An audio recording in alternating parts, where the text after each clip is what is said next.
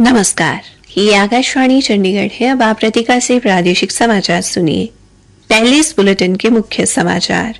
हरियाणा के मुख्यमंत्री नायब सिंह सैनी ने अपने मंत्रिमंडल का विस्तार किया। राज्यपाल बंडारू दत्तात्रेय ने 8 विधायकों को मंत्री के तौर पर पद एवं गोपनीयता की शपथ दिलाई।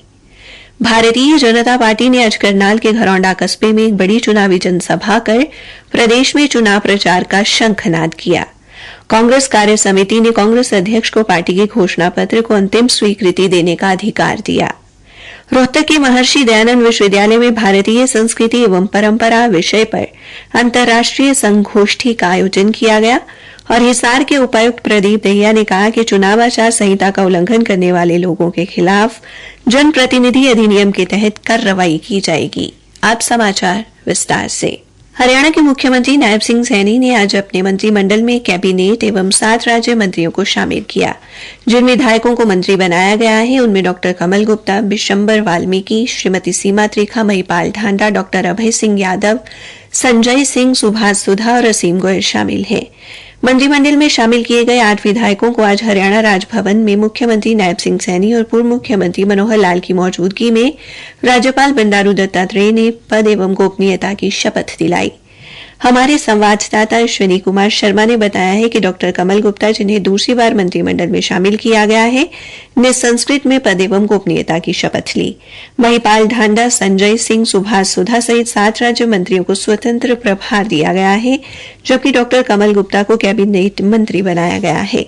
इसके साथ ही हरियाणा मंत्रिमंडल में मंत्रियों की संख्या अब 13 हो गई है।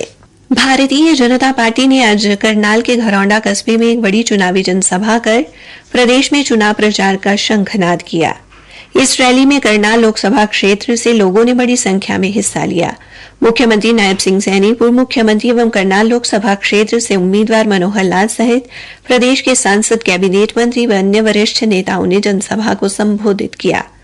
हमारे संवाददाता पवन शर्मा ने बताया कि पार्टी के राष्ट्रीय अध्यक्ष जेपी नड्डा किसी कारण जनसभा में शामिल नहीं हो सके।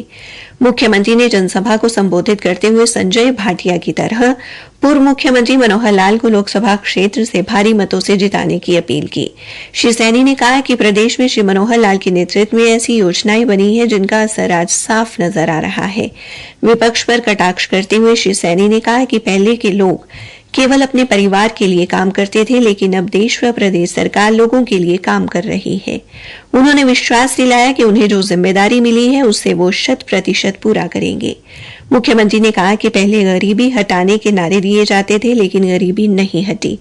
लेकिन वर्तमान केंद्र सरकार ने 125 करोड़ लोगों को अपने विभिन्न योजनाओं से जोड़कर उनका जीवन स्तर ऊपर उठाया है। अब युवाओं के अभिभावकों को नौकरी के लिए किसी के दरवाजे पर चक्कर काटने नहीं पड़ते। हरियाणा में बिना खर्ची व पर्ची के रोजगार दिया जा रहा है। श्री सैनी ने विश्वास व्यक्त किया कि इस आम चुनाव में बीजेपी प्रदेश की 10 की 10 सीटें जीतेगी और केंद्र में एक बार फिर प्रधानमंत्री नरेंद्र मोदी के नेतृत्व में सरकार बनेगी। लोगों को संबोधित करते हुए पूर्व मुख्यमंत्री मनोहर लाल ने कहा कि कई पदों पर रहते हुए उन्हें प्रदेश की सेवा करने का मौका मिला है। उन्होंने कहा कि करनाल को मुख्यमंत्री का शहर बनाए रखने के लिए उन्होंने नायब सैनी के लिए विधायक पद से त्यागपत्र दिया। ऐसा करके उन्होंने अपने ऊपर करनाल की जनता का जो ऋण है उसे उतारने की कोशिश की है। उन्होंने कहा कि लोकसभा के माध्यम से भी वे करनाल क्षेत्र की जितनी सेवा हो सकी वे करेंगे। लोकसभा के पहले चरण के चुनाव की अधिसूचना कल जारी की जाएगी। इस चरण में 17 राज्यों और 4 केंद्र शासित प्रदेशों में लोकसभा की 102 सीटों के लिए चुनाव होगा। हरियाणा में लोकसभा चुनाव के 6ठे चरण में 25 मई को और केंद्र शासित प्रदेश चंडीगढ़ में 7वें चरण में 1 जून को मतदान होगा। पहले चरण के लिए उम्मीदवार इस महीने की 27 तारीख तक नामांकन दाखिल कर सकते हैं, जबकि मतदान 19 अप्रैल को होगा। कांग्रेस कार्य समिति ने आज आगामी लोकसभा चुनाव को लेकर पार्टी के घोषणा पत्र पर चर्चा की। समिति की नई दिल्ली में हुई बैठक में पार्टी अध्यक्ष मल्लिकार्जुन खड़गे, पूर्व अध्यक्ष सोनिया गांधी और राहुल गांधी के साथ अन्य वरिष्ठ नेता शामिल हुए। इसमें प्रियंका गांधी वाड्रा, पी चिदम्बरम, दिग्विजय सिंह, अजय माकन और केसी वेणुगोपाल मौजूद रहे। श्री वेणुगोपाल ने बैठक के बाद मीडिया से बातचीत में कहा कि कार्य समिति ने कांग्रेस के अध्यक्ष को घोषणा पत्र को अंतिम स्वीकृति देने का अधिकार दिया है। श्री खड़गे ने इससे पहले एक सोशल मीडिया पोस्ट में दावा किया था कि उनकी पार्टी का घोषणा पत्र विश्वास और प्रतिबद्धता का दस्तावेज है। उन्होंने कहा कि देश परिवर्तन की मांग कर रहा है। प्रादेशिक समाचार आकाशवाणी चंडीगढ़ से प्रसारित किए जा रहे हैं। रोहतक के महर्षि दयानंद विश्वविद्यालय में आज भारतीय संस्कृति एवं परंपरा विषय पर अंतर्राष्ट्रीय संगोष्ठी का आयोजन किया गया। इस संगोष्ठी में ऑक्सफोर्ड विश्वविद्यालय के संस्कृत के प्रोफेसर डॉक्टर जेम्स मेलिनसन ने हठ योग की प्रक्रिया व परंपरा के बारे में विस्तार पूर्वक जानकारी दी। उन्होंने भारत में नाथ संप्रदाय की ओर से हठ योग के प्रचलन की ऐतिहासिक जानकारी भी साझा की। महर्षि दयानंद विश्वविद्यालय के शैक्षणिक मामलों के अधिष्ठाता प्रोफेसर एस मान ने कहा कि जरूरत है कि प्राध्यापक, शोधार्थी, विद्यार्थी अपनी जड़ों से जुड़कर भारत की कालजयी परंपराओं का अध्ययन करें। उन्होंने कहा कि योग भारत की समृद्ध आध्यात्मिक सांस्कृतिक परंपरा का अभिन्न अंग है। योग के जरिए आत्मज्ञान एवं विज्ञान से जुड़ा जा सकता है। विश्वविद्यालय के यौगिक अध्ययन केंद्र के निदेशक प्रोफेसर सुरेंद्र कुमार ने भारत में तपस्वी परंपरा तथा योग के गौरवशाली इतिहास बारे बताया। इस संगोष्ठी की आयोजन सचिव डॉक्टर अंजलि दूहन ने संगोष्ठी की विषय वस्तु के बारे में जानकारी दी। हिसार के उपायुक्त एवं जिला निर्वाचन अधिकारी प्रदीप दहिया ने कहा है कि चुनाव आचार संहिता का उल्लंघन करने वाले लोगों के खिलाफ जनप्रतिनिधि अधिनियम के तहत कार्रवाई अमल में लाई जाएगी। आज हिसार में एक पत्रकार वार्ता में उन्होंने कहा कि चुनाव आयोग के दिशा निर्देशों की अनुपालना सुनिश्चित करवाना जिला प्रशासन की पहली प्राथमिकता है। उन्होंने कहा कि चुनाव आयोग ने सी विजिल ऐप बनाई है। इस ऐप पर कोई भी नागरिक वीडियो या ऑडियो बनाकर आदर्श आचार संहिता के उल्लंघन की जानकारी दे सकता है। उपायुक्त ने कहा कि जिले में चुनाव प्रक्रिया निष्पक्ष एवं पारदर्शी तरीके से पूर्ण करवाई जाएगी। उन्होंने कहा कि धारा 144 की उल्लंघना करने वालों पर सख्त कार्रवाई की जाएगी।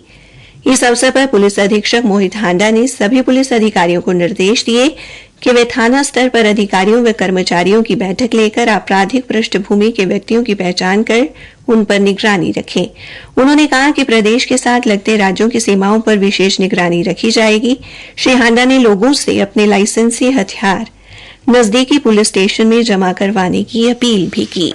अंबाला के पुलिस अधीक्षक रंधावा ने कहा कि आदर्श आचार संहिता लागू होने के बाद से ही अंबाला पुलिस पूरी तरह से सतर्क हो गई है। श्री रंधावा ने कहा कि चुनाव निष्पक्ष एवं शांतिपूर्ण ढंग से करवाने की जिम्मेदारी चुनाव आयोग के साथ पुलिस की भी रहेगी।